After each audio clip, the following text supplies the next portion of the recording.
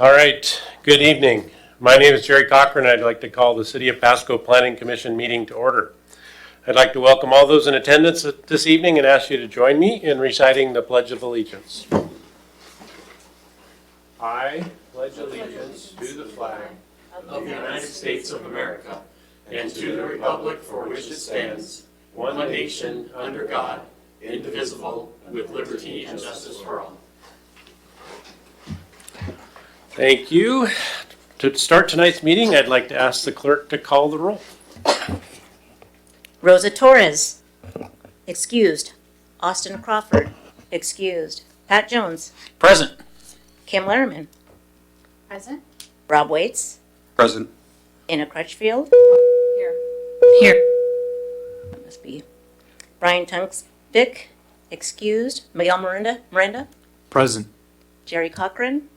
Present. Mr. Chair, there are 6 members present. We do have a quorum. Thank you very much. And I'd like to also welcome Commissioner Miguel Miranda to the team tonight. So welcome to the team. So to start off, the Planning Commission is an advisory board made up of volunteers appointed by the City Council. The purpose of the Planning Commission is to provide recommendations to City Council regarding changes to the city's comprehensive plan, land use updates, block grant allocations, and zoning code. The Commission is tasked with considering the long-term growth and development of the community, the impact of land use decisions on community, livability, economic opportunity, housing affordability, public services, and the environment. I'd like to remind the audience that tonight's proceedings are being broadcast live on the City of Pasco's Facebook page on Charter Cable PSC 191 and will be rebroadcast several times during the next month. The meeting is also being recorded, so you can watch it on the City of Pasco's website, which is pasco-wa.gov. Click on Video on Demand and you can make your selection of the meetings there. There are also copies of the meeting agenda on the back table, so you may follow along. And please, at this time, go ahead and silence your cell phones and pagers, etc., to avoid any interruptions in the meeting. Also note, we had a member join, so Commissioner has joined, so go ahead and note that we have another member join. Sorry about that. For those present this evening, when you're given the opportunity to address the Commission, please come to the podium, speak clearly into the microphone, turn the microphone on, state your name and city of address for the records. Before we begin tonight's meeting, I need to remind the audience and the Planning Commission that Washington state law requires public meetings like the one being held this evening not only to be fair, but also appear to be fair. In addition, Washington state law prohibits Planning Commission members from participating in discussions or decisions in which the member may have a direct interest or may be either harmed or benefited or harmed by the Planning Commission's decision. Any objection to any Planning Commission member hearing any matter on tonight's agenda needs to be aired at this time or it will be waived. First, are there any Planning Commission members who have a declaration at this time regarding the items on the agenda? I'd like to ask Director Mattson if there is it's necessary for me to recuse myself on one of these items, which is file numbers for CPA 2025-002, Z 2025-001, and CA 2025-006. As a realtor of this community, I have an active client that is directly impacted by the decision made here tonight. So I'm unsure if I need to recuse myself for that.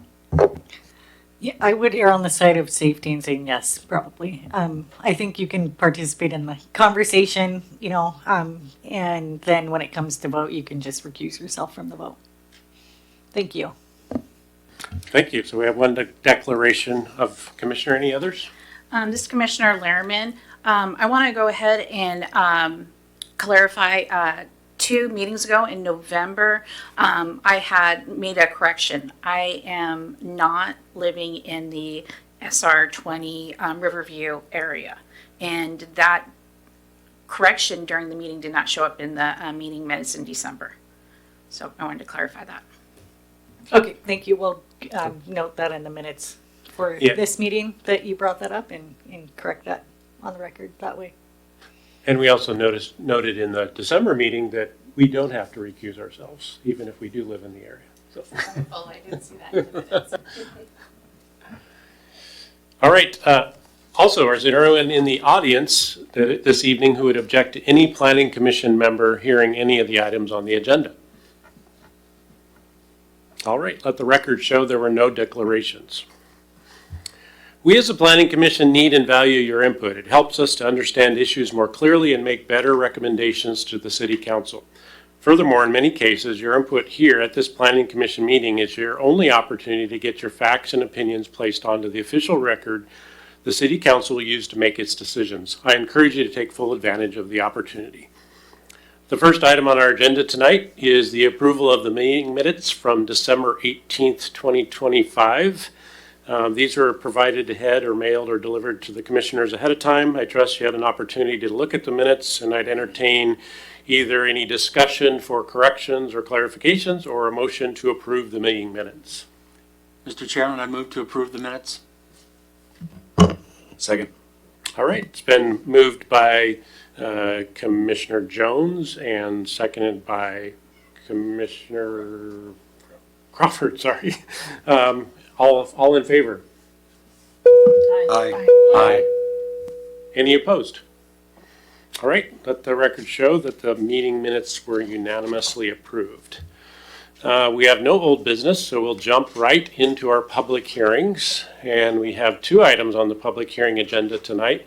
The first is the CA 2025-002, the sandwich board sign within right-of-way issue. So I'll turn it over to, I believe, Director Mattson to talk about that. And I will turn it over to our planner 3, Ivan Bargon. Thank you, Haley.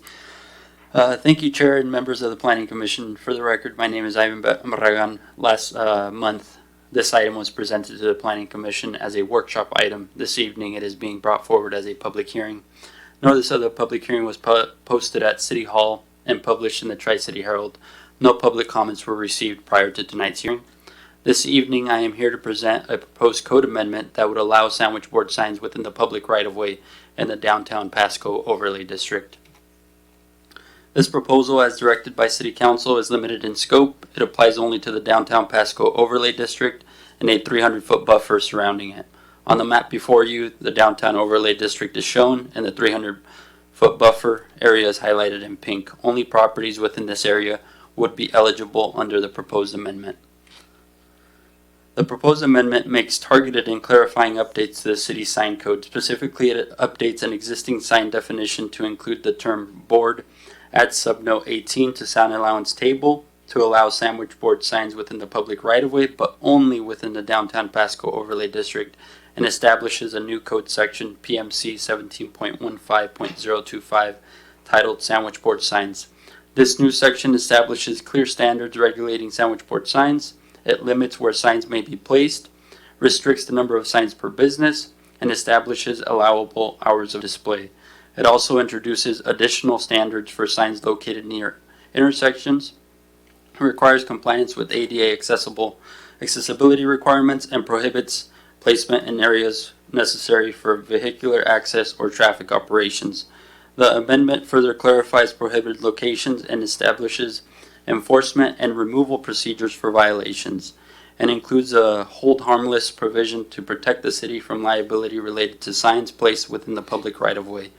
Additional minor revisions were also included to ensure consistency throughout Title 17 regarding where sandwich board signs are permitted within the downtown Pasco overlay district. One change from the prior proposal relates to corner lot placement. The original proposal required sandwich board signs to be placed at the point along the business frontage furthest from the intersection.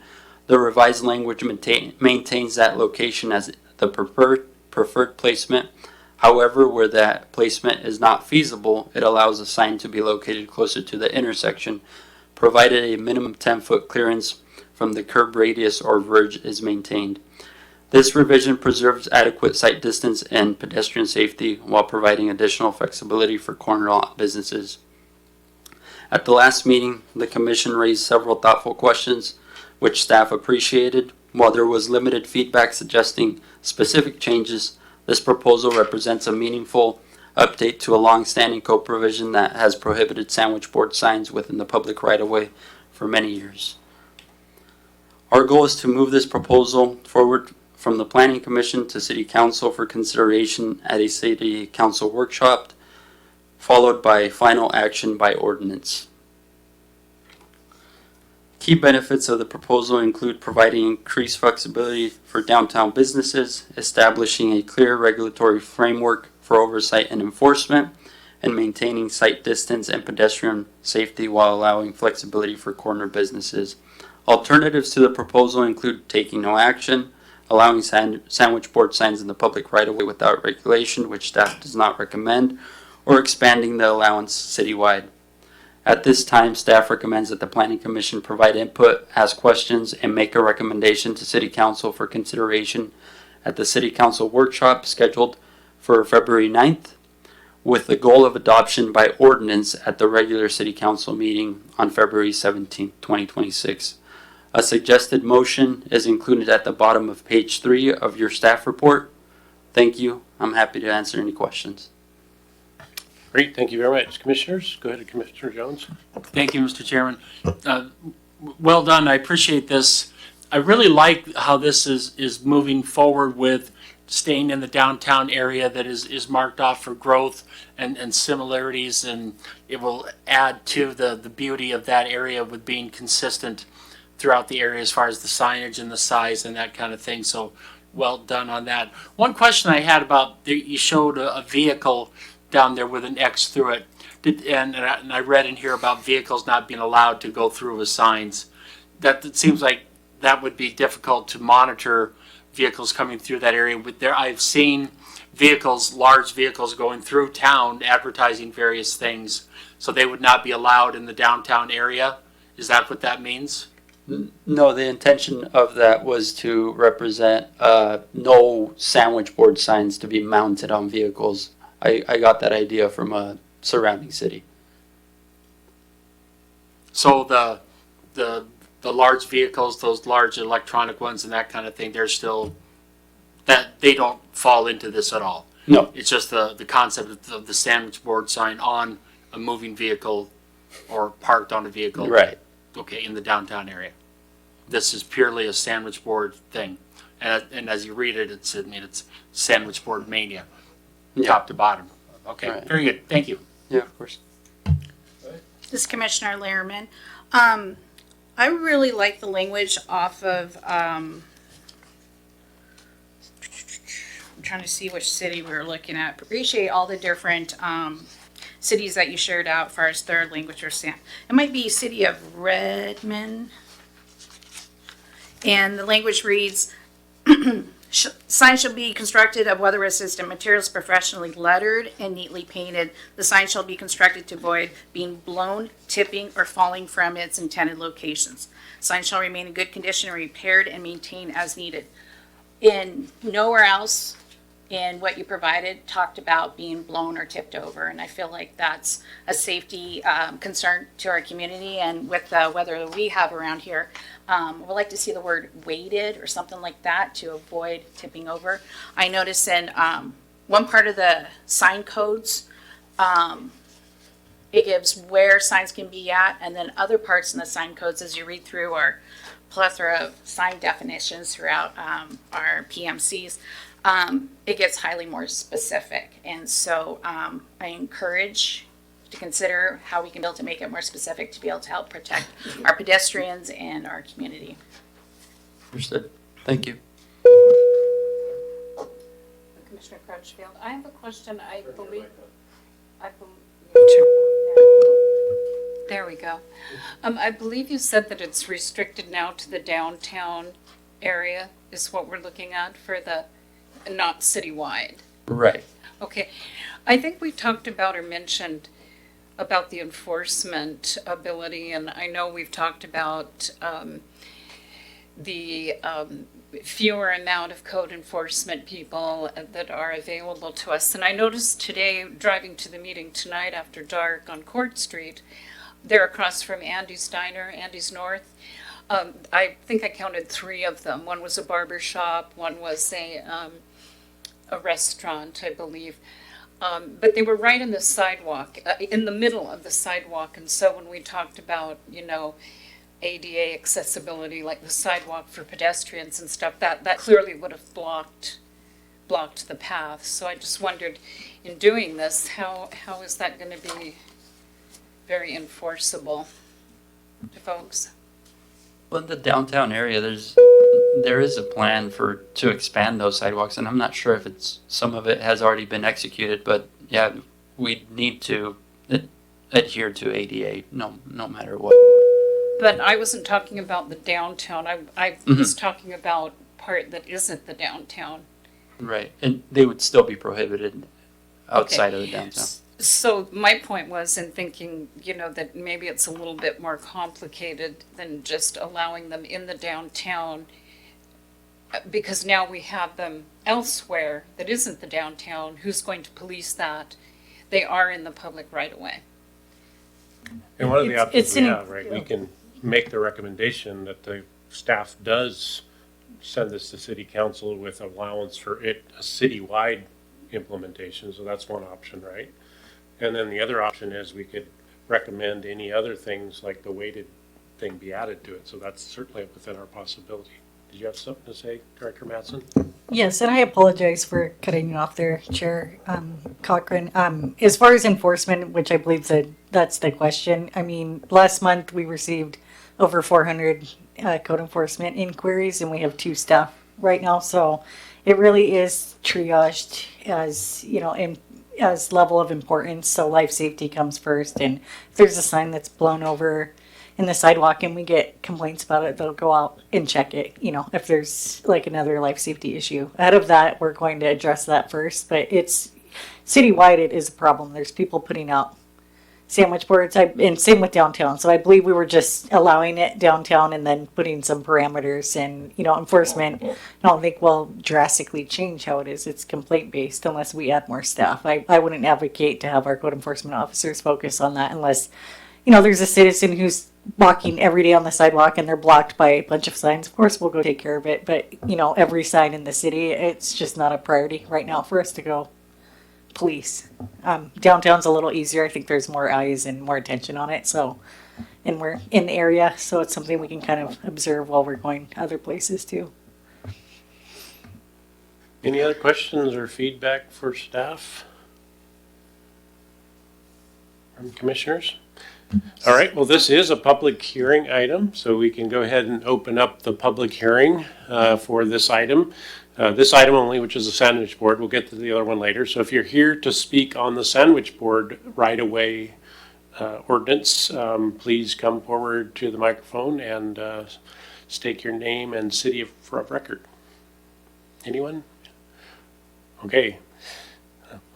Second, we don't have anybody online either, the second call online. Okay. All right.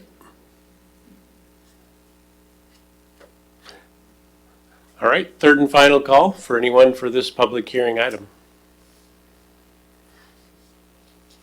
All right, we will close the public hearing for this item. I think our next step is we can, there's a motion. The staff has made a recommendation. If you have no other questions or concern, we can move with the motion as staff recommended. We can modify the motion. We can also choose to do nothing. But I would encourage us to try to help staff move this forward because it has been something that we need to move forward. So with that, I'll open it up for motions or modification to the motion. I can't find the page that has the motions on it. This just in. I have a question for Sure. Director. Is there any, do you have any insight far as potential opportunities for additional code enforcement? Yes, we do have it on our agenda this year to speak with city council about, the city manager's office, asked that we do a presentation on code enforcement and priorities because we did have more staff or temporary staff, I believe, before I got here, and I think it was trimmed up a bit. And so when you trim up your staffing, you trim up what you're enforcing on citywide. So my recommendation would be that we take it to council and get their advice on it. You know, if we do want code enforcement for everything everywhere, that's going to be several more staff. And then it's a budget question at that point. So we do plan to bridge it later this year with council.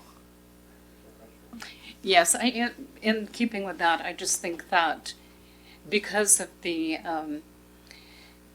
difficulties or the challenges in the code enforcement, I just question the wise action taking on something that's going to be probably needed to be enforced, since it's occurring now in an area where you don't even aren't even proposing it, and yet it can't be enforced.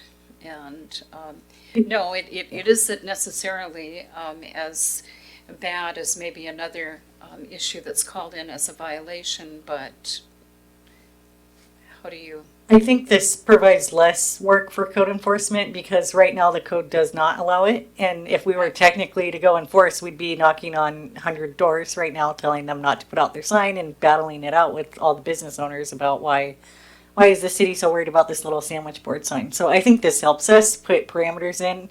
Downtown, it's now allowed, so we're not going to be out there chasing down sandwich boards. It's allowed in certain circumstances, and now there's clear guidance for the business owners and code enforcement to follow. So haven't asked the code enforcement officers directly, but if I have been in code enforcement before in my career, and I would appreciate this code going through just by virtue of if there's a business owner that doesn't like their neighbor and they want to say, you know, they have their sandwich board out, come do something about it. It takes a lot of time to explain to them, like, hey, this isn't a priority. I'd just rather have them allowed in the downtown area as a pilot case and, you know, see if we can get people to follow the rules and not stack them in corners and unnecessary locations. So I think it actually helps. I don't think it adds to the work. The other point I would make is that the hidden gem is the city also currently technically has liability. If somebody puts out their sign and somebody trips and injures themselves, the city could technically be sued for not governing it. At least this indemnifies the city from things that business owners do with their sign. That's a kind of a side benefit of the code, as I understand it. So it's a question for the city attorney. I'm not a lawyer, but it does provide some protections of liability for the city, because if you have versus not enforcing or having no code versus having a code that indemnifies the city, gets us a little bit of protection. So there are some benefits that way too. Is any of the current code enforcement officers being paid for by the CBG, the community building grants? Yes, we have 2 code enforcement officers, and I believe this round of CDBG funds was approved for $70,000 going toward, you know, one or both of their salaries. I don't know how it's precisely allocated, but there are some funds. But there is ties to that. They're required to go to specific CDBG identified areas of the community that focus on low income residents. So I don't think that would actually focus on the downtown area. So there's a specific amount of their time associated with that program allocation. Okay. And so far for current projection for the CBG funds for the next release amount, is it on track or decrease or increase? For next year or? Yes. I'm not aware of next year. I know the program, you know, at the federal level has been in question if it's going to proceed or not. I know this year we have the funds for it, and I'm spacing on the amount. I think we received around 400,000. That's a guess. I can check and verify at the end of the meeting for you. Okay. And then another question I have is regards to community members contacting code enforcement to share their concerns. Historically, there has been code enforcement used as harassing business owners. And if we end up codifying this, then could that potentially be another leverage, or has that problem decreased? I think it will decrease. I'm not aware of a lot of businesses complaining about each other downtown. I'm basing that based on my past experience at 2 other cities, so I shouldn't make the assumption here. So I haven't been aware of it. I'm sure it happens from time to time between businesses. But again, I think going back to the previous question, I think having these parameters in place help, just because someone can say, you know, hey, there's signs in front of my business, and we can just easily say, well, it's not allowed there. The code says you have to put it in front of your business. So I think it helps just establish rules for everyone. And if there's a, you know, good downtown association or something-esque in place, you know, they can police each other with these rules too and show each other. So I think this is all a good thing. Thank you. Yeah, there's certainly tons of areas where we would like more enforcement. I'm getting tired of the motorcycles riding on the river path where it's legal, but we have no ability to enforce it. So I know.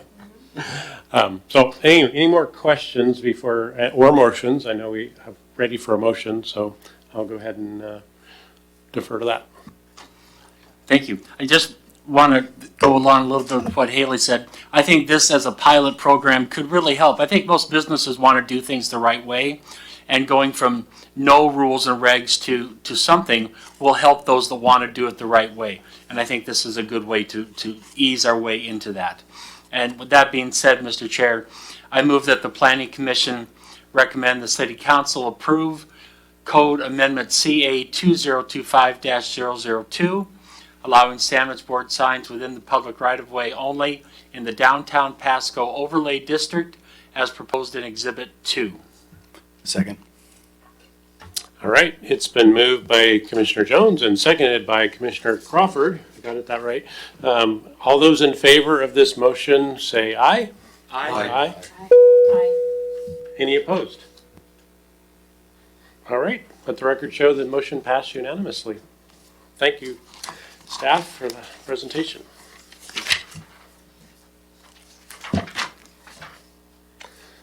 All right, the final public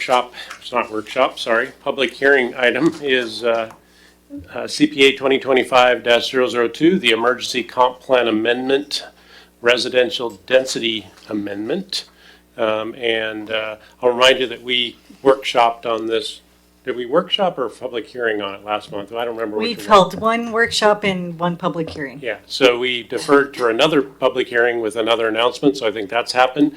Also, I would remind the team, the commissioners, that the staff is responding to direction by City Council to align the inconsistency. And the discussion, there's a lot of issues kind of built into this, but I'd like us to focus on the real issue that council directed staff, because I don't want to put staff between a rock and a hard place, which is the council has directed staff to align and address the inconsistency. Now, you can do a lot in that, but we kind of gave feedback last to, well, let's do what we need to do to align the consistency, and let's leave the other stuff alone. And so I think that can help us kind of focus tonight, because there's political opinions and other things about the state's interference. Let's just keep it focused on what the council directed staff to do here, if that makes sense. So. Thank you, Chair, and good evening, Planning Commission. Since this is a public hearing, I'll provide some brief background on this topic and how we got here today. So as the Chair mentioned, there is an inconsistency in code. The city-wide, this is our existing land use map, citywide, all the yellow areas there are the low-density residential areas in Pasco. And in 2023, the low density designation throughout Pasco was changed from 2 to 5 units per acre to 3 to 6 units per acre citywide. So that was in an effort to allow additional densities in the city. And so that was in 2023. And then sometime in the last year or two, there was development proposed in the RS20 zone, and someone noticed, at the staffing level and then legal level, there's a conflict because the RS20 zone, which is shown in these light yellow areas on the screen where the arrows are pointing to, in the RS20 zone, the zone allows for a minimum lot size of 20,000 square feet, which yields 2 units per acre. So that was not compliant with the overall city zone of 3 to 6 units. So we have a problem. And once we identified that and figured it out, we have frozen development in those areas. So for over a year, and actually a year and a half, I think now, people who own property in that area or want to develop have not been able to develop because there's a discrepancy. And before this came to Planning Commission, there was a lot of work legally that we had to do with this. So I'm respectfully asking for a decision tonight just for the people who have been waiting for so long. They have property rights too. And I know that, as Chair mentioned, there are political sentiments related to it. And I have mentioned that the state is, by the end of the year, going to require these lots to yield 8 to 12 units per acre with middle housing units. So duplexes, triplexes, and we have that conversation coming very soon to you. And it is scary, and I understand your sentiment on it. I feel, the same way. I think the state is really pushing for housing, and this is going to be a huge bill for us to mention. With that said, there's been some public comments, and there was some comments at the last meeting about we should allow this area to be the lowest level in the city, which this proposed ordinance will do. It's proposed at 2 to 3 units per acre for the zoning, and then reverting the land use designation back to 2 to 5 units, just like it was before. So, and I think it has sprung other conversations in the community, and we did receive a public comment to possibly allow for lots larger than a half acre, because in some instances you can't make septic work, because septic you can usually make work with a half acre lot, but in some cases you can't. It has to be bigger due to soil types. So staff recognizes that, and I do understand and sympathize, but the code has never allowed for large or less density than 2 units. The RS20 zone was established in 1970, and then the last major update to it was in 1999. So the zone has never allowed for, unless it was existing lots, which there's a lot of existing lots out there that are an acre or bigger, but the zone has never allowed for less density than 2 units per acre. So if we did go backwards, if we did allow less density, we would be going backwards in what the zone allows and then mimicking more county density. And I know that's tempting to do, especially in this area, especially with some of the septic requirements to facilitate certain developments. But the reality is we're in the middle of a city, and the state is mandating that Pasco grow by 18,000 units over the next 20 years. And we have to show that our zoning can accommodate those 18,000 units. And currently, and it's another discussion for the Planning Commission likely in March, currently we're showing a deficit of 4,000 units. So we have to show our work to the state and say, here's the zoning in Pasco, and the zoning allows for not only 18,000 units in the next 20 years, but the state is also requiring that we allow different income bands within those units. So we have to have a certain amount of 0 to 30% income level, which we have to have apartments, a certain amount of apartments zoned for, in smaller lots. And so if Riverview goes backwards or even stays at 2 to 3, which is still pretty low, which is what we're proposing and we're okay with, we're proposing that to the group. That means that this area will be allowing bigger lots at the expense of the rest of the city. And I'm wording it slightly biased by saying at the expense, but I'm putting myself in the shoes of people in the county in the north end of town where, they're already frustrated with city development, and it's just a thing. Cities are developing, right? That's the nature of the Growth Management Act. So if we get any lower in the Riverview area than what's proposed tonight, I can tell you as a fact we will have to densify more greatly other areas of town.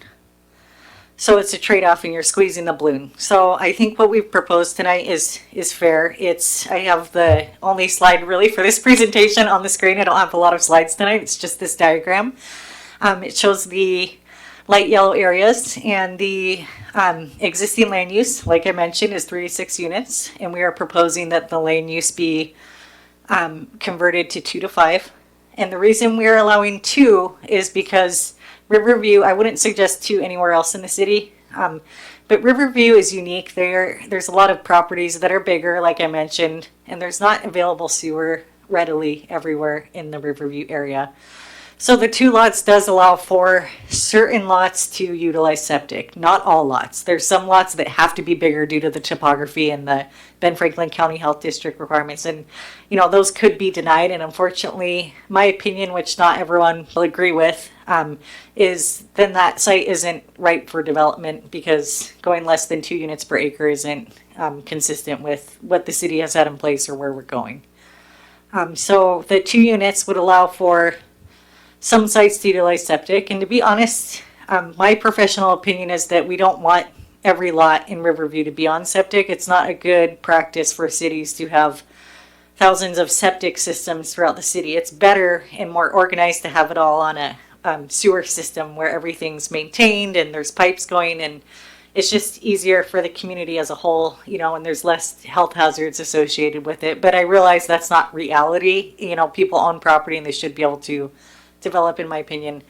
and have the ability for septic in some situations, but maybe not everywhere. Because if we had septic systems everywhere, then we lose our ability to really bring coordinated services to the area.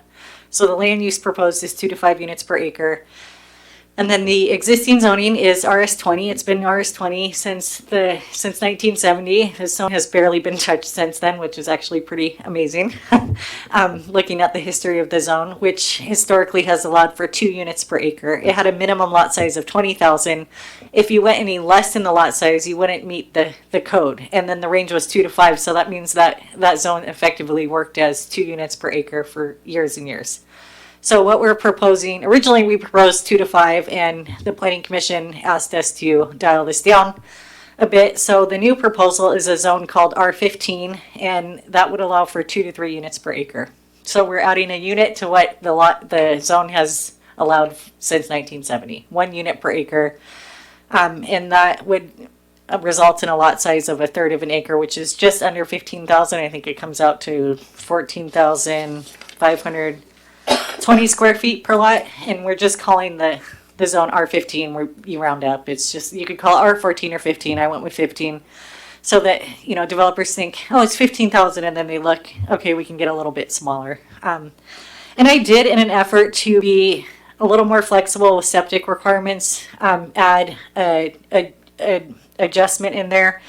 And the Planning Commission may not want to go this route, but an adjustment saying that you could vary the lot size by 20%. If you needed just something slightly bigger for septic somewhere, you could do that. But then the other lots need to be smaller, which wouldn't work for septic. So the reasoning behind that is it may not work for every septic situation, but if there's a lot with like a weird lot size and you can, you're only left with just a tiny lot at the end, it doesn't make sense to leave a wasted space. So my reasoning for that was to allow maybe some bigger lots in some instances and smaller lots so that there's just a little more flexibility. So that would be, lot sizes down to 11,000 square feet, and then whatever 20% plus half acre is. I think the math is in the staff report. So we have that flexibility built in, just so people have a little more flexibility and they're not stuck to just one minimum lot size. And we have some flexibility and density rounding in other zones, so it's not too far off of what we offer. So that is what we are recommending tonight. Again, we are hoping for a vote tonight and a decision to bring this to council, and 2 to 3 is as low as staff is comfortable with. Obviously, the Planning Commission gets to decide and provide recommendations on it. If we go lower to 2, then we're just matching what the zone did before. And, that could be a strategy at this point. I wouldn't recommend going lower than 2, just because then we're starting to be, at a density that concerns me for the rest of the city. So I'm happy to answer any questions that you may have. Thank you. Well, first I want to say how much I appreciate, I'm sure the commissioners do as well, is that we gave you some, instructions to try to thread the needle and strike a balance. And as I read through this week, I felt like you did the best you could possibly do at balancing this between developer interests, property owner interests, the look and feel of West Pasco. And I thought you did a really great job. So I appreciate the work, and I know that it's a charged issue and a passionate issue, but I also know that, and we have to honor the council's direction, which was get rid of the inconsistency, address the inconsistency. I also want to recognize that we have more heated debates on the way as the state starts to impose more stuff, but I hope we can maybe separate that here, because many of us don't agree with what the state's trying to do, but it's not the issue. I don't want to load this one thing with that, and so I appreciate how you threaded the needle and tried to strike a really great balance. So with that, I'll open it up to the commissioners. I see Commissioner Crutchfield wants to speak, so we'll open it up for comments and questions. Thank you. I wanted to reiterate what Jerry said. I do appreciate it. I think you heard our discussion and respond to that. And I listened to a meeting that we attended. It was with the council, and the director spoke. And you did mention looking at densifying certain areas more, some less, identifying what areas are vacant, and trying to stay away from maybe densifying certain areas. You mentioned that at the July 9th meeting, I believe, and talked about, you know, from a planning perspective, your perspective that one size doesn't fit all. I think historically, this area, when the city annexed and made promises to the residents there that it invested a lot of time and money and in the character of where they were living, and they were very concerned that the city was going to come in and, you know, put apartments and so I think that you've tried to address that is not going to happen, and the city can stand by their word. We understand change is going to happen. I listened to what the mayor said at that meeting as well, and he talked about moving here from California and not liking the vertical building, the zero lot lines, losing the character of Franklin County. I do have a question about why we need to have maximum lot size. I mean, the minimum is one thing, but why, in other words, I think I asked you this question before. If I had a piece of property that was like, say, almost an acre, and I wanted to put a single family home there, and I believe you said, yes, you can do that. You don't have to put two or what have you. I believe state law allows us to allow a home on a lot. That's where that comment came from. So if you already had an existing lot, I believe you can put a home on a lot, and I don't think the city can deny that. If I'm seeing nods from my planning staff to my left, thank you. So that's where, you know, if you have a 5-acre lot and you want to put just one innocent little house on there, or we're not two. going to get too worked up about it. If it was a 1-acre lot, I would probably suggest to said applicant that they place the house on either side of the lot to leave room for something later and not center it. But yes, you could. But the reason I have, if you'd like me to answer the maximum lot size, is because the zone density range is 2 to 3, and if you go bigger for your lot size, like the one per lot question, I think is just a separate thing. So you can just put a house on a lot. So I think that's a good freebie for everyone. You can just come in and have one house on a big lot, and you're not going to really hear from us on that. If you're subdividing and you want to add 2 or 3 lots and you want let's say a lot size of over a 1/2 acre, well, you're not meeting the density range. So the intent of the maximum lot size is to basically say, you know, it's just making it easier for people to reinstate the density range. So if you go above a 1/2 acre size, you're going to be outside of the density range. And then there's a stipulation you can go bigger than a 1/2 acre if you go smaller in other areas, and it balances out to meet the density. So if someone does really want to, if like there's, you know, some parents subdividing their lot and they want the bigger lot and they want little lots for their kids, they can do a bigger lot for themselves and, you know, do smaller lots and even out the density range. So that's why there's a minimum and a maximum. And there was a maximum, you know, in the old RS20 zone. It said minimum lot size of 20,000 square feet, but the range for that zone before for several years was 2 to 5. So you couldn't do less than 2. So there really was a max on the RS20 zone before. This isn't really any different than that. It's just making it more clear because it sure wasn't clear to me in the original code. So that's why I put that in here just so it was clear for applicants and the public. Good question. Thank you. Okay, thank you. Anything else? Right, go ahead, Commissioner Romero. Is that okay, Jones? I Okay. didn't see it, All right. sorry. No, go right ahead. Okay. So I have a question on the last page where Scott Downs sent in a letter saying that the Washington Department of Fish and Wildlife does not recommend this due to the septic tanks and the nature of some of the houses along the shoreline. And they also noted that it contradicts our shoreline master plan. So question number 1,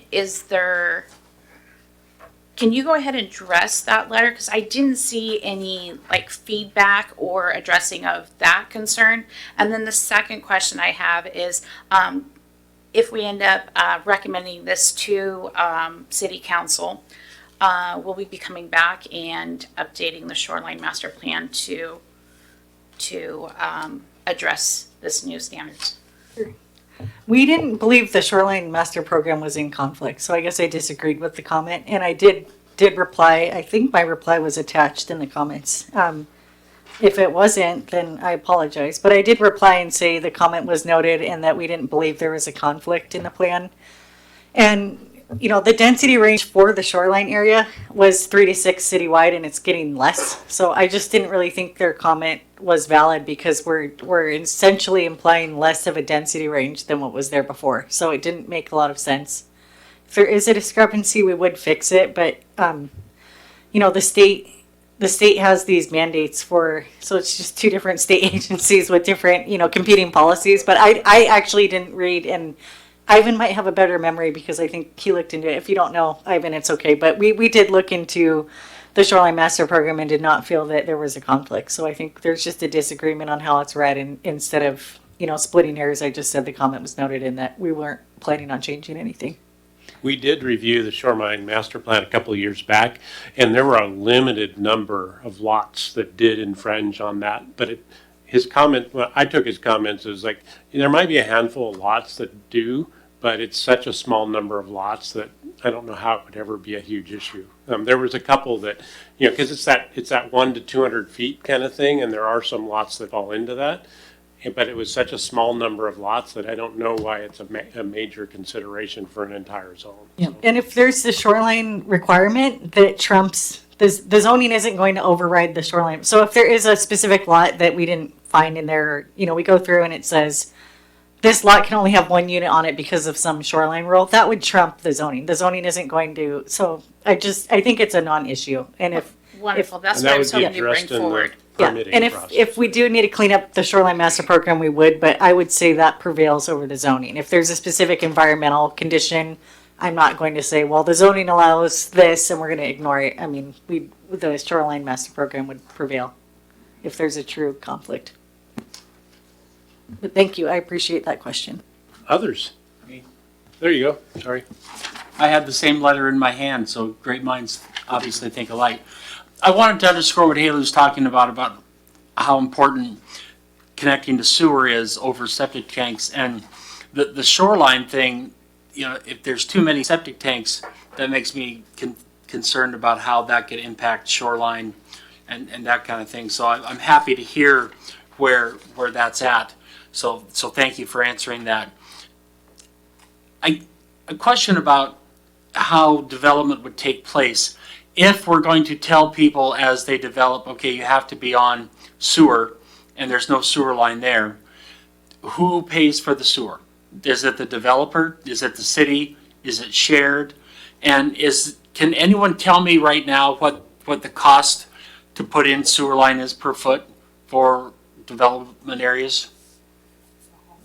It's expensive. I don't know the exact amount, but it does. And we might have someone in the audience who develops and may know the exact amount. But I know that it's infeasible if you are outside of it by 1,000 feet or less. It just makes it not feasible. If it's next to your project, it's still really expensive. And if you have to bring it any amount, even a couple hundred feet, it starts to take money off the bottom line and just makes it not pencil. So to answer your question, that's why we're lowering it to 2. So the city change in 23 took a stance like 3 to 6. If you don't have sewer near you, too bad. Wait for it to come or pay for it. I'm sure they weren't that cold about it, but the sentiment was, you know, we're aimed at, you know, getting a sewer system in place. So going back to 2 does allow not all situations, but some situations to utilize septic. And if you're not a good candidate for septic, like let's say you're trying to do 20 lots and it just doesn't work, all the lots can't be the exact size to make septic work, then the expectation is that you extend sewer or wait for it to be brought to the area. In our current plans, the city has been trying to partner with the development community down in that area for a lift station. You know, we did have several meetings. City Manager Zabel was very involved in those meetings. And, you know, you need to get easements from certain property owners, and there's some that don't want development, so they're not giving easements unless you're paying them $1 trillion. And then at that point, it doesn't really pencil. So if the city has funds for it, then, we would like to extend sewer in that area, but the money isn't readily available right now. Our public works team does a great job getting state grants for different road projects, so we're always looking. If we can find a grant to do it, I think that would be awesome, but there's just not that many grants available for this. So it's just really budget. We have a lot of things in the city to take care of and maintain. So the sewer, I think realistically in that area, if we can't find a way to fund it, would be partnership with the development community. And those conversations have fell flat as of recent. And I think it's just, there's been a few people who have dropped out and that. So it's to funding. But, that's why I think this is good to go down to 2 to allow for some people to develop so they're not just completely stuck if they're super far away from sewer. So it could be the developer, it could be the city, it could be a partnership. Yes, it could be. It could look like a lot of different things.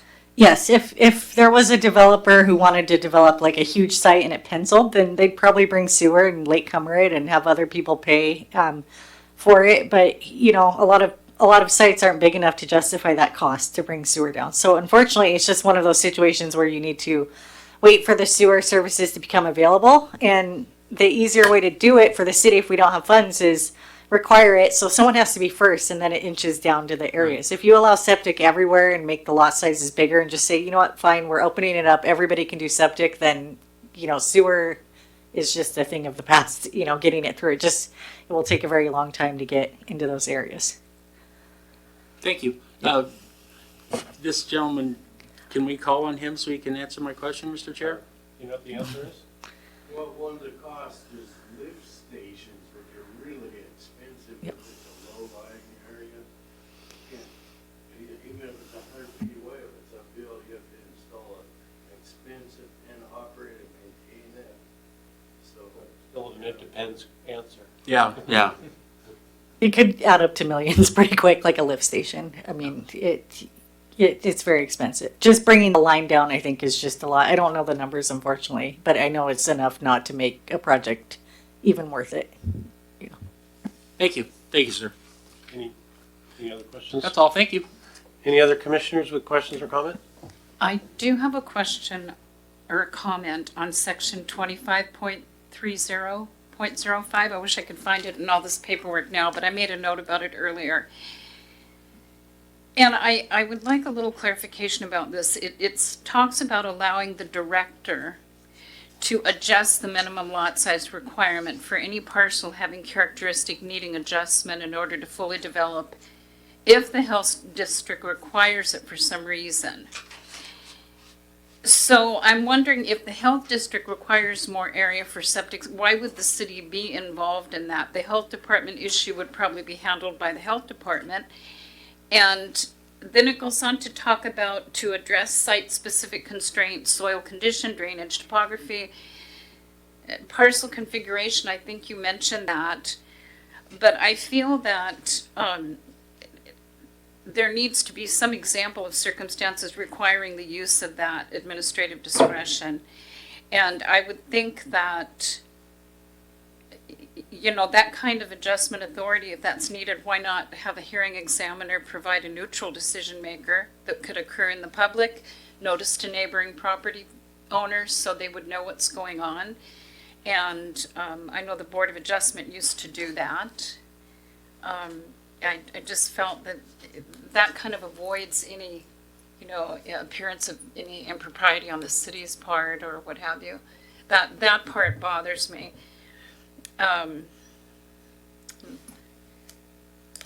So that was, yeah. Yeah, and I appreciate the comment. It was meant to be very flexible. So how it reads right now is, the director can approve adjustments to the lot size 20%, either less or more. So 20%'s a lot. yeah, and that's a policy question for the group. If you think 20% is too much, we can adjust it, but it is meant to be flexible. And if we are going to need to take it to the hearing examiner, I say just take it out and just say, here's your box, and you're stuck with that box no matter what, because taking that to the hearing examiner for applicants is a cost to them as much as the city. So Yes. I would say how it's written right now is very flexible. So you have a minimum lot size of 14,520 square feet. So if you have a odd shaped lot, for instance, and you're trying to do like 10 lots and you can't do them all cookie cutter the same size, this is just meant to allow some smaller lots in some areas and bigger lots. So 14,520, 80% of that. So the lots could go down to 11,000 square feet, which to me isn't very small. That's a big lot still, but you know, I'm jaded. I look at urban densities all day long, so it might feel big to people in that area. So it would be from 11,000 square feet and some change to, let's see here, half an acre is, so the maximum lot size is a half acre, which is 21,780. And you could increase that by 20% up to 26,000. And I don't know, I thought that would be a good idea for the Riverview area because I know that there are people that cherish bigger lots. And I thought if someone does want to subdivide, and you know, the parent example is probably silly, but you know, if someone wants to subdivide and leave a bigger lot for themselves and maybe some smaller lots, I thought that would be a kind of cool flexibility. But if we don't like that percentage or the director discretion, then I would just suggest we stick to minimum lot size of 14,520 square feet and maximum lot size of a half acre and not allow that flexibility, is my response to that comment. Thank you. Would it be fair to say that the code's been, or it's been amended to basically reflect maximum flexibility to keep people or current property owners from kind of being hamstrung? Yeah, it is decisions as we are now. developer focused or property owner focused, I guess I should say. So it does give people the max amount of flexibility. It doesn't solve all the issues. If there is, again, a septic system that the health district says has to be at least 26,000 square foot lot, then I can't really help there. If you can't make the other lots smaller and make it work, then it won't work for the septic requirements alone. But I was just thinking more like there's odd shaped lots, there's topography. Sometimes you put a road through the middle of the lot. It just offers a little more flexibility in the development. But it does create smaller lots in some situations and bigger lots. So Sure. No, I was just clarifying that. I think it makes, Of course. I think it works well. Thanks. Yeah, and I have a quick question. You know, as a realtor, I kind of scout out land oftentimes, and I might even say that that 20% maybe not be enough. I know a lot of times these properties aren't exactly 1 acre or 1.5 acres or 2 acres and so forth. I have an active client right now that has a parcel that's 2.48 acres. And so he can't get 5 half-acre lots from that. And the Ben Franklin Health Department requires at least minimum 0.50 acres exactly or more in order to allow for on-site septic system. And so the alternative is 4 parcels. And that 4 parcels would in turn make those parcel sizes about 0.62 acres. And so I was reading through this, I did see for 2530050 1A, the lot size adjustment comment. And so, you do the math, and for that property specifically, he's on the wrong side of that 20%. 20% of half acre above, it just puts him on the wrong side. And so I wanted to bring that up to see what kind of feedback or guidance, said client would receive from the city in that situation. So he would just need to go smaller and wait for sewer. It would be my answer. Smaller lots. He wants bigger lots so he can utilize septic, but I would say that site isn't ready for development. And I know that sounds cold. It's just, if you start going the other way from less than 2 units per acre, then we're starting to densify at 1 unit per acre. So it's the cold land use response, I guess. And I feel bad saying it, but that would be my response to it, is that there's a desire to do bigger lots. And, at that point, that's where I'm hoping the city and applicants can coordinate together to bring sewer to the area, but not every lot, because if we were to go that way and go in favor of that example, I think there's a similar example that came up in public comment, then I would just say we're opening up septic for the whole area, and then that really limits the city's ability to establish a sewer system later on. If everybody's on septic and everyone has bigger lots, then, we don't really have the ability to establish a system long term. And I'm looking at it from, multiple sides here, like property rights, zoning from the city standpoint, the state regulations, and just all sorts of angles. So I understand not it doesn't hit everything, and I wish it did, but it's just the recommendation I came up with based on all the competing interests in the area.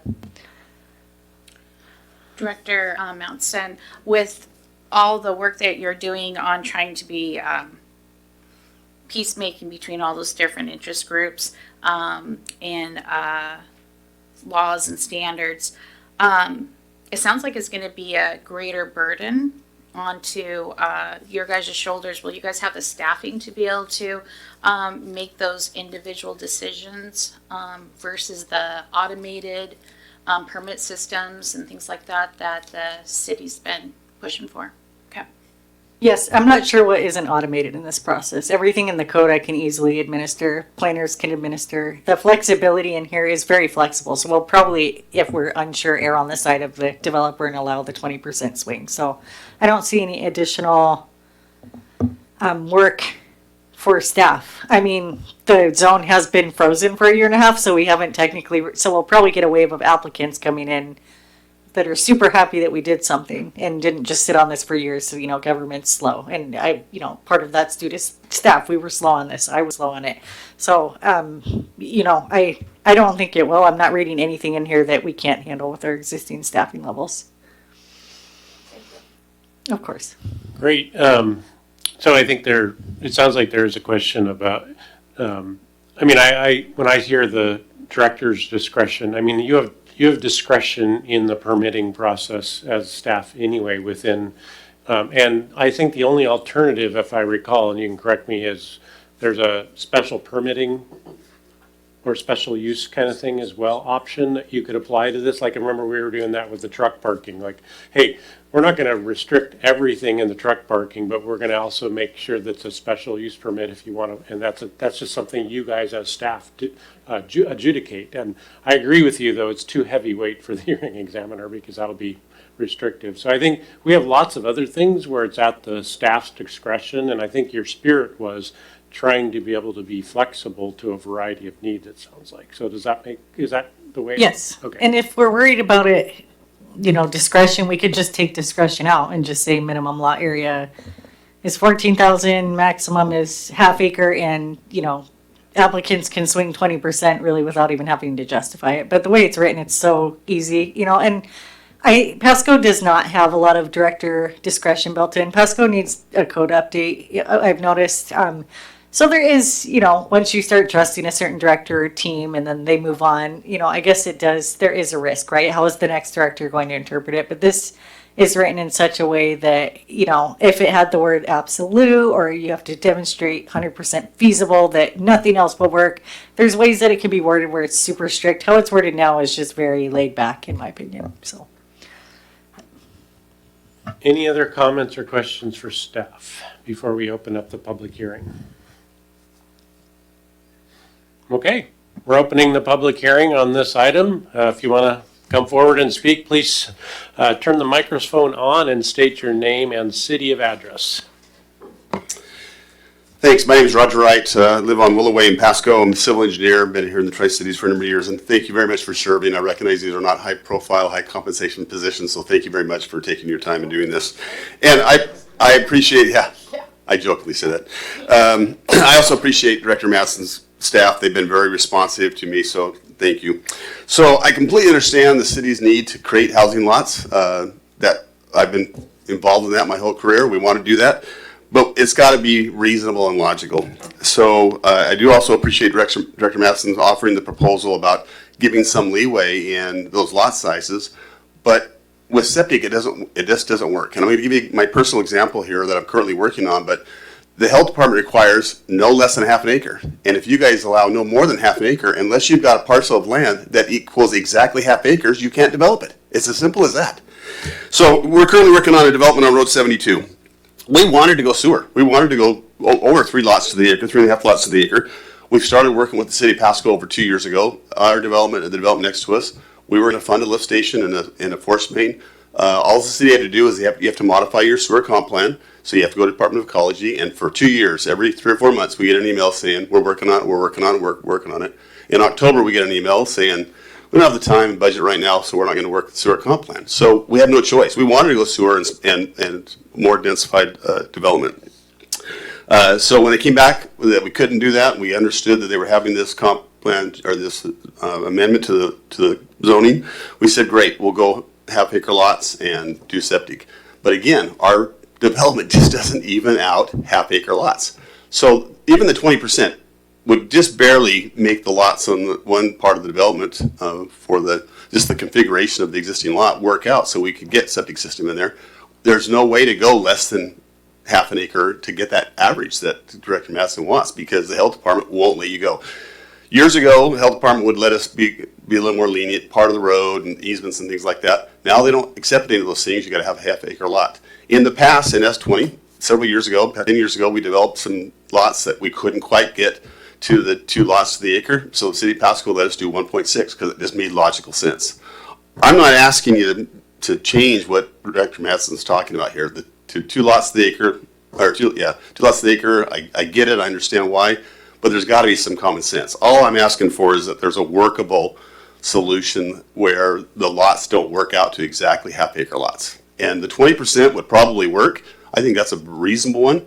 But you can't say the 20% and then the other part of your lots have to be less than that, so it all averages out to 2. You can't get less than half-acre lots. The health department won't let you. So it's simple math. Unless you've got a development that works out exactly half-acre, you can't develop it. We would have been happy to go sewer. City of Pasco has told us that they won't. So I just hope that you'll come up with a reasonable option. Continue this process, make it available. Most people are going to want to go sewer because you get more lots to the acre. But in some places, it's just not workable at this point in time. Thank you. Thank you. Go ahead and can you turn, anyone else, while his mic's on, can anybody else want to speak on this issue? Go ahead and come up and state your name and city of address. My name is Chuck Rambo, and my property's on Wernette Road, between Road 64 and 68. So my comments are along the same lines that were just discussed, that I think it was inadvertent. I don't think anybody would write this on purpose, but it actually prohibits short platting of a piece of property that's between 2.4 and 2.5 acres, because 2.4 is as far as you can get with a 20% addition to a half acre. 2.5 is as small as you can go to be compliant with the health department requirements for a half acre minimum size. So you can't fit 4 lots, you can't fit 5 lots. And I don't think that was the intention. I've had some suggestions that maybe it should, at least for smaller pieces of property being subdivided, a 25% leeway would be workable for a piece of property that's that size, happens to be the size of my property. So, as it's worded with only 20% leeway, I just would be prohibited from subdividing the property. And then what the state and the city ends up with is 1 house per 2.5 acres, which is, I don't think, anybody's intent here. So, I probably should just discuss the details of this with Haley later, rather than trying to give somebody a markup of 25 instead of 20 and minimum or maximum instead of just maximum. Thank you.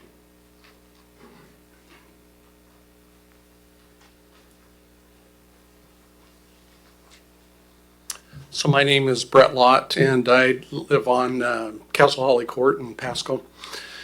I'm working with Mr. Wright on the same project, and looking at that and trying to fit that. We, as talked about, we definitely would like to do sewer. Definitely blocked from the city from continuing that, so that isn't even an option, even if we'd really like to do that. So when we come across some of these kind of things, most of the stuff fits within a box, but then every once in a while, you have something that just doesn't fit in the box. So if you write a policy that just says, well, it's this, and then you leave out some areas that are kind of unique. So my suggestion would be to write something into the policy for those kind of things that come up, and all of a sudden you come up 400 square feet of the 20% that's over the half acre. It's like, well, it's so darn close, and then all of a sudden the hands are tied by the people that are issuing the permits. They're going, this is what's written. And 6 months or a year down the road, all these meetings are going to be forgotten about how we're really trying to, the intent is to get homes built. We need 50,000 homes a year here in Washington State. There's a huge national shortage. Affordable housing is really an issue. I'm a builder. I build homes, and it's really a challenge. And every day, literally every day that we go longer and we can't develop the property because we're being held back, is raising the cost of the price of the house. So anything that we can do to move forward to do that. And so I would just say if there's could be something to be written in there, if you put a strict guideline that still frees the hands of those that are issuing the permits or making the decisions on that, that allows them for certain situations to be able to go beyond the mark, whether that means broadening that a little bit, instead of 20%, it goes to 25 or 30 that was suggested there, or a provision that allows something to be looked at with a decision making of that. So in our particular situation, the city is prescribing the road. We kind of put lots on one side, we kind of put lots on the other side. The lots on one side work at half acre. The lots on the other side are 0.64, so we're just like barely out of there. If we could put the sewer in, then yes, it would be great, and more homes would be on sewer, but the reality is, as much as developers would like to pay for all the sewer and get it in everywhere, not everybody's doing a 50 or 100 acre development to pay for the sewer to come in there. So I think my ask would just be a little more flexibility in some way to kind of meet some of those needs, because we're just such a tight constraint. It leaves some people out of the picture. And I think just saying, sorry, you can't do it because it doesn't meet it, is not really the city government. Should be, let's find a way to make it work and make it happen for everybody. And thank you. Thank you all for your comments and feedback. Are there any questions from the commissioners for the speakers that you have based on their comments? Go ahead. Gentlemen, there seemed to be a theme of all three of you that if there was a little more leeway of perhaps 25%, that seemed like a common thread that would allow your projects to move forward or might make things better. Is there some truth to that? That if 25%, like let's say we did 20%, with the ability to ask for up to 25% as a possibility. I know the last gentleman that spoke said even more, like up to 30% or something. I don't know if you said 30, but I know you went even further in yours, I believe, sir. But the other two gentlemen. Give an inch. Yeah, I get it, but I know I heard 25% at least a couple of times. And the asking to do so, because not everything is perfectly square, not everything's cut and dried. It's land we're talking about. So yeah, I totally get that. I wonder if something that is in place here that 20%, and there could be a codicil that said that the developer could apply or make a request or whatever the verbiage would be for a 25% leeway or something. Special review that to fit the circumstance. Developers, they're good people. They work hard. They know the land. They're the people that are the ones doing it. They know what needs to be done. So if they came forward and said, here's what we need to do in order to build these houses, it would be in the city's best interest to sit down and work with them rather than just say, well, no, we can't. So I think we should consider something along that line. Have some discussion on it, because it seems relevant that something like that would would be worth discussion. It's not asking for the moon. It seems worthy of discussion to me. Well, let me ask Director Mattson, hearing these comments, does staff have any suggestions on a mechanism that would allow exceptions but not rules, but also without defeating the whole purpose of the change? Because part of the problem is if you allow too great a flexibility, you kind of defeat the whole purpose of what we're doing here. So if you have suggestions based on what you heard that would kind of, with that discretion, I think we'd love to hear about it, and then we can have some discussion about it.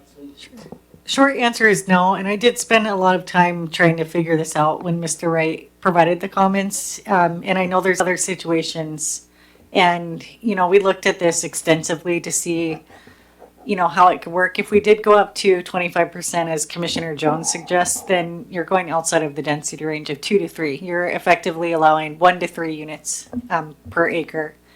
So yeah, it's just a math problem at that point. So it does lock them in. Like the suggestion I did have for the 20% swing doesn't really help if the lots have to be bigger for septic requirements. But then that goes back to the competing interests, right? So the city does not, it's not in good business for the community and the residents, to allow septic systems everywhere. They start to fail, then there's an expectation the city steps in. So the best answer would be to include a coordinated sewer system, which, yeah, the city has, attempted to make that work, but without, being flush in cash for the sewer system, it's moving slow and possibly has stalled right now. I do know that back in September of 2025, the city sent out a notice to the group of developers that we were working with in the area and trying to coordinate it.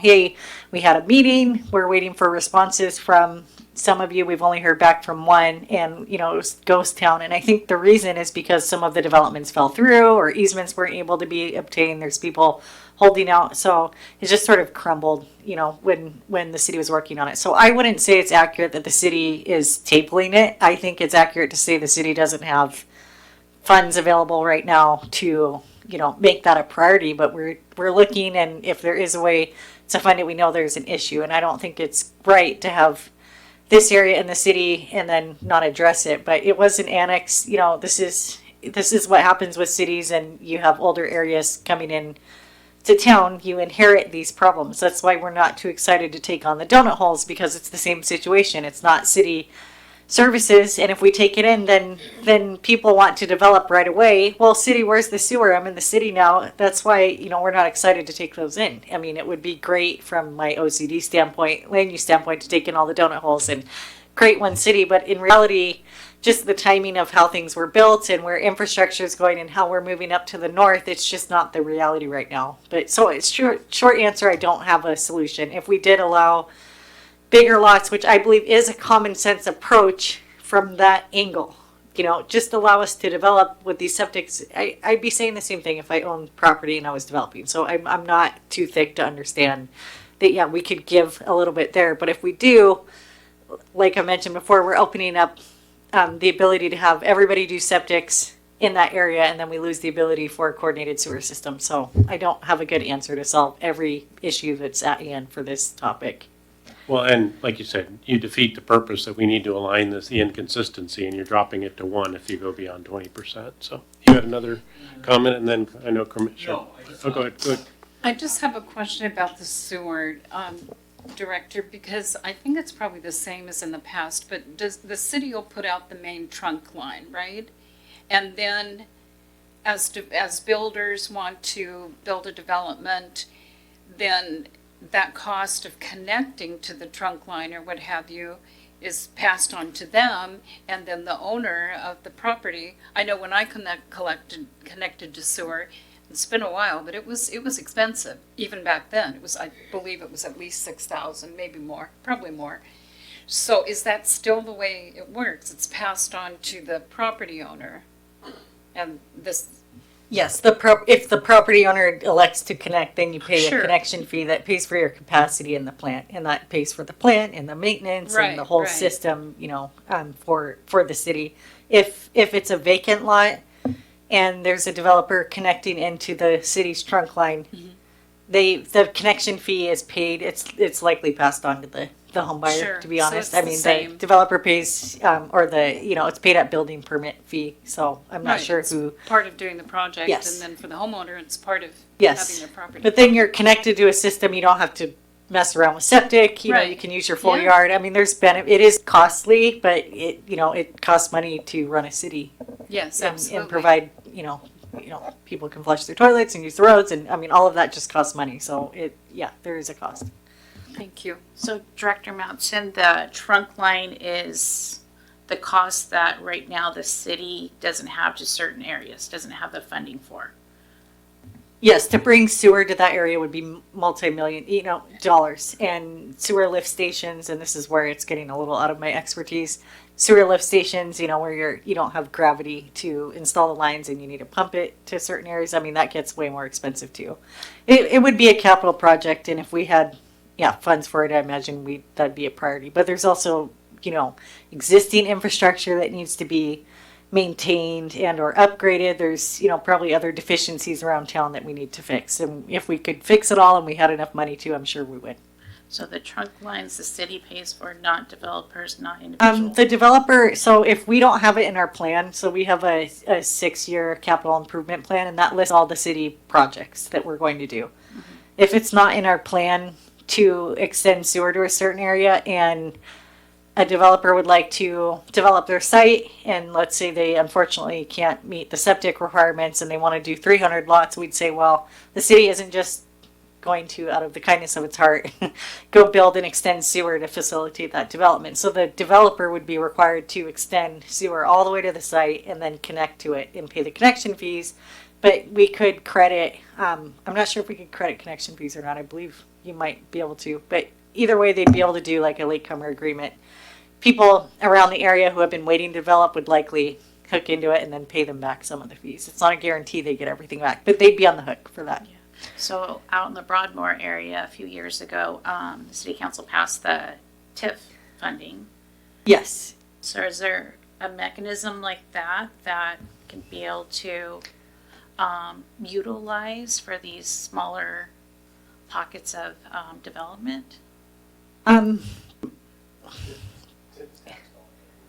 Well, are you talking about tax increment financing, or are you talking about traffic impact fees? There's two acronyms that are the same thing. The taxable Yeah, one. tax increment financing. Not exactly. The tax increment financing, and I'm going to do a terrible job of explaining it, so I'm probably going to pass on that. But maybe that is something we could look into. Actually, I think it's the same concept. And I'm not sure if there's a limit how many you can do in the city. I know Washington's pretty, just recently allowed it a couple of years ago. So I think we were one of the first cities to utilize that, or close to. So yeah, that's a good suggestion. And I'm sure this conversation will bring to light the frustrations of the area again. So I see this all as a good thing. I know if you're trying to develop and meet the septic and everything, it's probably very frustrating. But I think talking about this with the Planning Commission and then eventually council will bring more light to it as we talk about our biannual budget, and just maybe there's going to be more direction to focus on this area. But there are a lot of areas we need to focus on in the city too. So I just think talking about it and brainstorming ideas, I know that CED will definitely keep their eyes out, and Public Works will, for that area, because we don't like seeing the area sit stagnant either. And, nobody is out there to, make it not developable. I think we all want to see that. It's just what can we actually do within our means without costing the public money. Ideally it's grants, and, we figure out a way for development to help pay for it. And it's nice if someone starts and then it just keeps extending, but, that's not reality right now. It's just too far away in some instances. Just one question about like septic and that. So the health department still regulates that. Is that correct? And in the past, I knew they would do a certain system that they had to do, and then it got a little bit more, I'm sure, expensive, or, they had new regulations. But they're still the ones that govern that, the septic requirements. Yes, that's correct. We do not need. Because once the property has, like your drain field and so forth, once it fails, you're kind of You're basically in a problem. Yeah, I heard that. Because I had a neighbor, it was out there one time on Road 50, and they could only do laundry once a week because their drain field was, they didn't want to connect to sewer, but it was available. But so I guess, anyway, but you answered my question. The health department is the one that makes sure that the Yes. septic is. And that story you just mentioned, that highlights why most cities don't allow new septic systems to be installed. So I think Pasco's being very flexible with proposing 2, because a few years ago there was a stance made that 3, right? So that eliminated septic altogether. So we are allowing like a small sliver of septic, but it causes so many issues that a lot of cities don't allow new septic only under extreme circumstances. And this could be looked at as extreme with this, Right, but because they it's wouldn't have very another rare. drain, they wouldn't have enough room for another drain field, right? If there was an emergency situation where a septic system failed and there wasn't sewer nearby, I think we'd work with them. They'd have, You know, yeah. that wouldn't be right. But if there is sewer nearby, I think the Then code they- says you need to connect, which is expensive. But, you know, at some point, you know, we want to get people Right, off septic thank you. onto the system.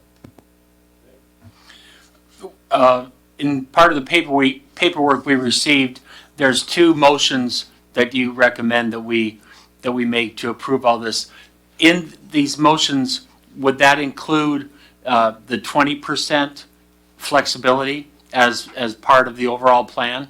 Yes, and just point of clarification, have we closed the public hearing yet? Or was your intent to keep it open? Okay. If I was trying to. Okay, you can leave it open, yeah, and I'll answer, I'm just gonna keep answering it, sorry, I'm used to, this group is actually very good at following the procedure, so I need to not jump in as much because I don't need to.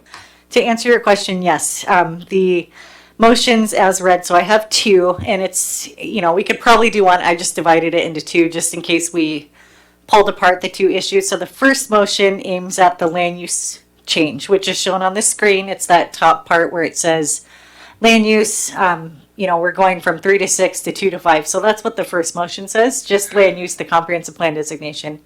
And then the second designation relates to the zoning change, which is part 2 of that slide where we're going from RS20 to RS15. And then that also incorporates it says associated zoning and comprehensive plan text amendments. But now that I'm reading that, replace the associated zoning, and it should just say text amendments. So I think what Ivan and I would like to do for the second motion, since we did find a code reference that needs to be included, we would like to share the screen for motion 2 when we get to there. But both motions will approve everything as written, the code changes in there. I just have like one minor tweak, and I'll throw it up on the screen for you. So, I think what I'd like to do is if there's any other questions for the speakers, we can address those, and then I'd like to close the public hearing, or we can move on to the discussion because we're kind of overlapping. Any other questions for the speakers that testified tonight? Any other speakers? If we've got all 3 of you and there's nobody online. I'd like to make two quick comments. One is that the state of Washington has been extremely strict over the last 40 years. Yeah, you're gonna find a lot of septic systems that are old that are problems, but not the newer ones. They're really, really strict about putting in drain fields that are all pressurized, and they come out and watch to make sure that every stream of water rises to the same height so that you can't have a plug where the drain field gets plugged up and that sort of thing. And the other comment is that the 20%, that covers anything more than 3 acres as far as just how do you divide it up into half acres. But it doesn't cover anything less than 3 acres. And that kind of, I think Haley mentioned the fact that you don't want to have these pieces of property that are like 2.5 acres like mine. Nobody lives there, it's surrounded by nice residences, but you can't do anything with it and it becomes a problem for the community. Just having a vacant lot that's not improvable. So I think I would be in favor of a 25% smaller pieces that really need it to satisfy the ultimate. Thank you very much. I'm going to go ahead and close the public hearing because I think we need to move on. So for commissioners, are there any other comments, feedback, or questions before we entertain motions? I did have, Go ahead. okay, thank you. So if I wanted to make a motion that changed the 20% to 25%, where would I make that within your two proposed motions? The zoning, the second. The second one? So the first motion is okay to fire away, and second motion, I would like to throw up the second motion on the screen for you to read. So I would recommend doing motion 1 first. That's just for the land use change. And then the second motion, we just have some wording that we modified to include a reference I missed in the code. It said RS20. It needs to say RS15. It's a very minor change. But I would start with the first motion, and then we can go to the second, and I'll advise you on that. First motion is the top line of the chart, which is the land use and the line with the comprehensive plan. So if you want to address that one first, let's address that issue, the land use issue. And you just won't vote. Yes, please stay here. This this is Commissioner Lerman. Okay. I move that the Planning Commission recommend the City Council approve Comprehensive Plan Amendment CPA 2025-002, including proposal land use map amendment, establish the low-density residential Riverview designation 2-5, DU an acre development. Okay. As shown in Exhibit 2 and the 2018 Comprehensive Plan Addendum shown as Exhibit 7. Second? All right, it's been moved by Commissioner Lehrman and seconded by Commissioner Jones. All those in favor for motion 1 on the land use, say aye. Aye. Are there any opposed? All right, so let the record show that the motion for the land use amendment has passed unanimously.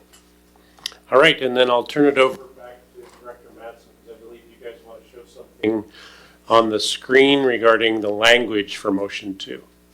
Yes, and I hope everyone's okay with a minute of awkward silence because I need 30 seconds That's to okay. type this and send it to Ivan, if you don't mind. Thank you. You weren't multitasking and typing with one hand and talking with the other.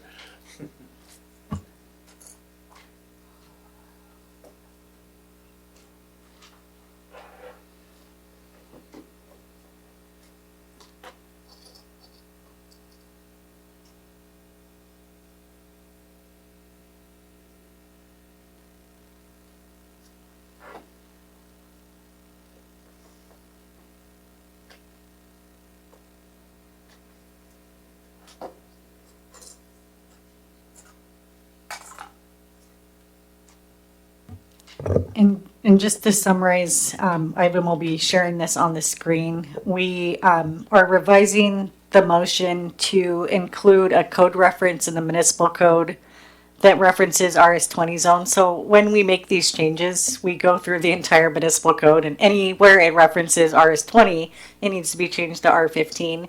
And so I missed one of them. And this isn't really a political change. It's just replacing the reference of RS20 to R15. So we've just added that as a last part of the sentence. And then the rest of it remains the same. Commissioner Jones asked if the second motion covers the code changes, and it certainly does. There's a section in here that says, the map revision and approval of the associated zoning map, comprehensive plan, and text amendments identified in Exhibit 6. So this covers all of the changes as shown in the packet with that extra revision. So it's shown on the screen if somebody can read that, or if you want to make that motion, it's there for your convenience on the screen. And thank you, Ivan, for your help with Yeah, that. so it was just a missing component, not a change. Yes, sir. Yep, we just caught it at the meeting, and I'm sure that's the only one because I went through the code several times and searched keywords. Okay. So should be the only one left. All right, again, I'd entertain a motion for this, or go ahead. I move to recommend that the City Council consider approval of the rezone replacing the RS20 zone with the R15 low-density residential district as shown in the zoning map revision, parentheses, Exhibit 4, close parentheses, and approval of the associated zoning map comprehensive plan and text amendments identified in Exhibit 6. This includes revising PMC 21.20 to replace references to RS 20 with R15. I would like to revise that, though, to be 25% rather than 20%. Point of order on that motion. I mean, the 25%, I believe, does move us beyond the density limit, right? If you leave it at 25%, then it would allow for lots 25% larger and lots 25% smaller. And the stipulation still stands that you need to meet the density range. So what it's doing is just allowing slightly smaller lots, under 11,000 square feet and slightly higher lots, but it isn't setting us out of the density range because the code still says density range. So it just adds a little more flexibility with lot sizes, but does not mess with the overall density range. And it's still within the discretion of the director to say yes or no. Yes, but as I've stated, it's written very flexibly. It's written in a very flexible way that I think a director not allowing it would be super strict. Great. I just wanted to make sure the commissioners knew what they were voting for. So thank you for the clarification. Of So course. do we have a second on that motion?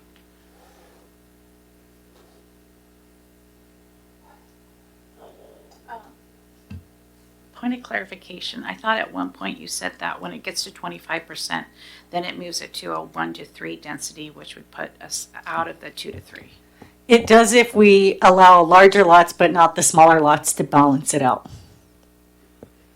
So what the applicants and what I understood the public hearing comments to be was allow larger lots, than a half acre for multiple lots. If you do the smaller lots, then you're less than 20,000 square feet and you can't develop septic. So if it was 25% larger, but we didn't adjust it smaller and make the density range, it certainly would be. But as stated, it would be allowed in the density range. It's just allowing a bigger swing, just a little bit, 5% more.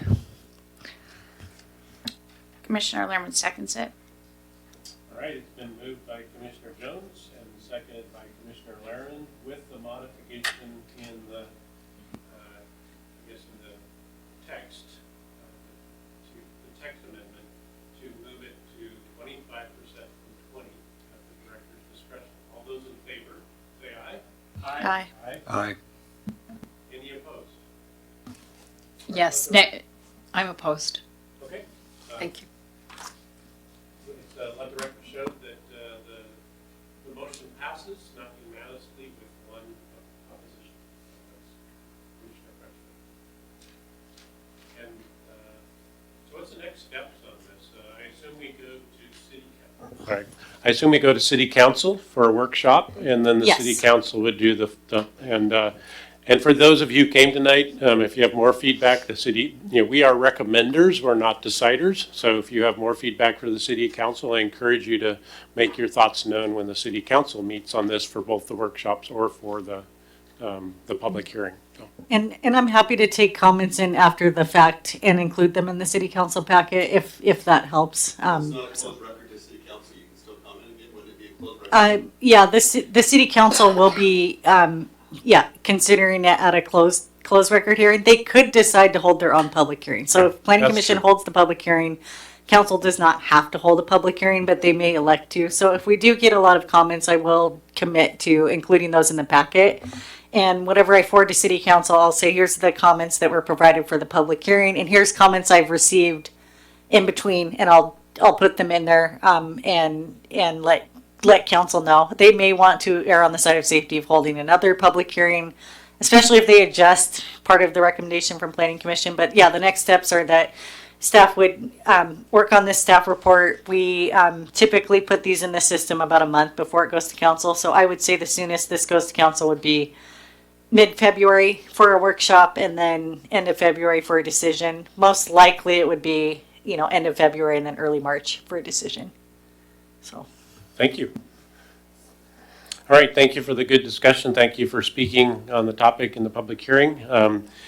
With that, we have no workshop items, and I'll turn it over to Director Mattson for any other business for the commissioners. Sure. So I have two items. First, I wanted to introduce our new senior planner, Dan Levitt, and he's recently joined our planning team. And he comes to Pasco with over 15 years of planning and community development experience in Central Washington. So we're very happy to have him. Most recently, he was a senior project manager and land use planner with a private consulting firm. So he helped applicants, look at the codes and propose things to the city. So I always appreciate that insight. I did come from the development community myself in the government trying to fix everything, and then you learn you can't fix everything and you try to do your best to balance it. So Dan has a good perspective from the applicant's perspective. So we're really glad to have him. And he did present to planning commissions and councils. He was also a prior community development director for the city of Ephrata. And he oversaw the planning and building and code enforcement. So he has experience with the State Environmental Policy Act, zoning, comprehensive plan, subdivisions, and public hearings. So he's jumping in. He will be helping us with code changes, and Ivan as well. So we're going to try and bring them back to bring code changes to you, and then he'll be helping with the comprehensive plan update. And we did recently hire Framework to help us with municipal code changes. There's a lot of state code changes that we're behind on. Unfortunately, don't tweet about it to the state or anything, because I don't want them to know that we're behind, but we're several years behind on some code changes. So Dan and Framework are going to help us get into compliance. So by the end of this year, we should be good and tidy and in compliance.